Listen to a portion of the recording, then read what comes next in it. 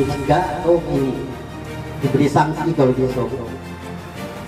Jadi mereka itu kalau di vendor itu mungkin mereka itu bisa macam. Mudah-mudahan berkat vendor itu sama ujung secara mereka ditipu. Jadi mudah-mudahan nyambut puasa bulan ini Bu, mudah-mudahan tawuran dekati lagi Bu. Amin, amin, amin. Dan juga Bu menyambut tahun baru ini Bu, banyak mercon Bu. Bagaimana antisipasinya Bu? Baik, terima kasih Pak Helmi dari Lorong Waspada ya Pak ya.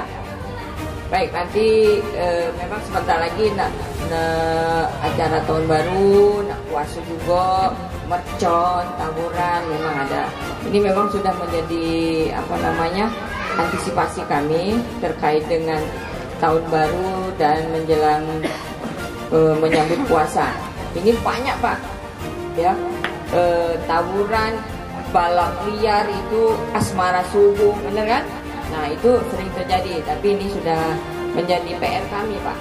Ada nanti kegiatan misalnya kami nanti akan rapat berapa titik yang harus kita laksanakan.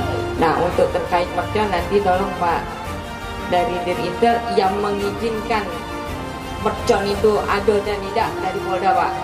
Ya Pak, tolong nanti komunikasikan bahwa nanti bawa laporan ke Dirintel ini curhatan dari SU2 terkait dengan mercon untuk menyambut tahun baru